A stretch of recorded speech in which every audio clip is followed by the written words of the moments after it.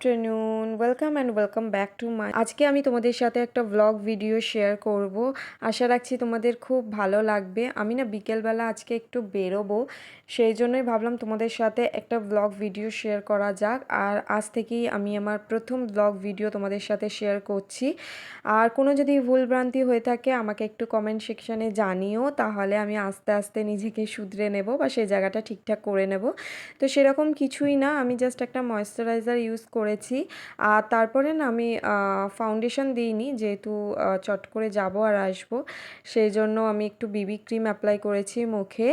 আর আমি ইয়াররিংস নিয়ে সবসময় কনফিউশনে থাকি, তো একটা ইয়াররিংস আমি চুজ করে নিয়েছি। আমার মনে হচ্ছে এই ড্রেসটার সাথে এই ধরনের ছোট ছোট টপ খুব ভালো যাবে। আর এই তো চশমাটা পরে নিয়েছি অ্যান্ড আমি রেডি বেরোনোর জন্য। দেখো কেমন লাগছে অবশ্যই আমাকে কমেন্টে জানিও।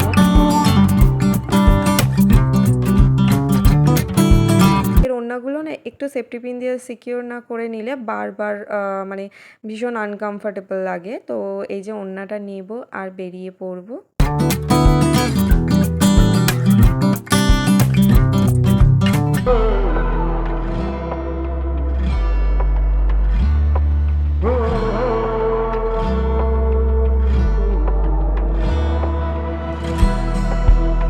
তো এই যে চলে এসেছি আমি স্পেন্সারে, আর এখান থেকে আমি আমার পুরো মান্থলি গ্রসারি শপিং করে নেব।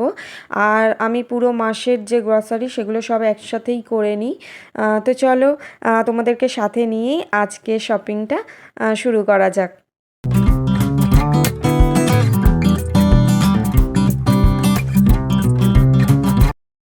আর এখানে এই যে হোম ফ্রেগরেন্সের এটা আমার কাছে একদম নতুন লাগলো, তো আমি ভাবলাম একটা ট্রাই করাই যাক এবার।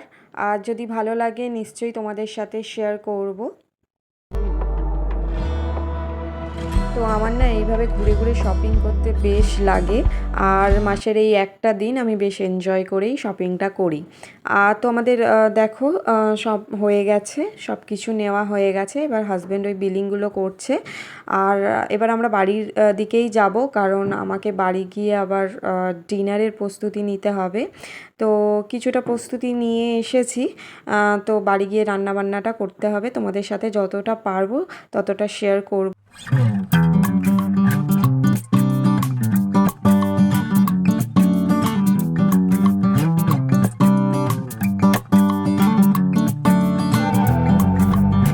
বাড়িতে চলে এসেছি, আর এই যে পুরো বাজার তোমাদেরকে দেখিয়ে দিলাম। এটা আমার পুরো মাসের বাজার, পুরো মাসটা আমাকে এই দিয়েই চালাতে হবে আর কি। আর এবার আমি রান্নার দিকে যাব, কারণ 8টা সাড়ে 8টা বেজে গেছে।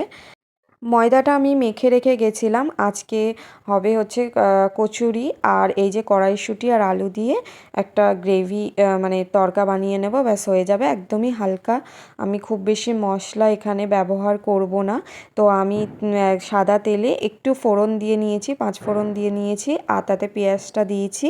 পেঁয়াজটা একটু গলে গেলে আমি টমেটো, আদা, রসুন পেস্ট আর সব রকমের মশলা এর মধ্যে দিয়ে দেব। আমি কোনো রকমের গোটা মশলা বা বাটা মশলা আমি এখানে ব্যবহার করিনি, কারণ রান্নাটা খুবই হালকা হবে। রাত্রিবেলা আমি খুব বেশি ভারী করতে চাইছি না রান্নাকে, আর আমার হাতে সময়ও নেই। প্রায় 10টা বাজতে চললো আর কি। তো মশলাগুলো দেখো সব দিয়ে নিয়েছে। আর আমি এখানে না Kashmiri red chilli powder use করেছি, কারণ আমরা 3জনেই ঝাল পছন্দ করি না, ঝাল খাই না। তো গ্রেভিটা আমি ভালো করে কষিয়ে নেব। তারপরে গ্রেভিটা যখন আমি একটু জল দিয়ে ঢাকা দিয়ে দেব। তারপরে পেঁয়াজটা গলে গেলে আমি এর মধ্যে আলু আর কড়াইশুঁটিটা দিয়ে দেব। আর ভালো করে একটু হাতে সময় নিয়ে নাড়াচাড়া করে নেব। আর তারপরে জল দিয়ে ঢাকা দিয়ে আমি এটাকে রান্না হতে দেব। তো আমি যখন ভয়েস ওভার দিচ্ছিলাম তখন প্রচুর বাজি ফাটছিল। তো তোমাদের যদি শুনতে অসুবিধা হয় তো তোমরা একটু মানিয়ে নিও, কারণ কিছু করার নেই। আমি আমার সব জানলা দরজা বন্ধ করে আমি ভয়েস ওভার দিচ্ছি, তাও মানে শব্দ আর কি ঘরের মধ্যে আসছে।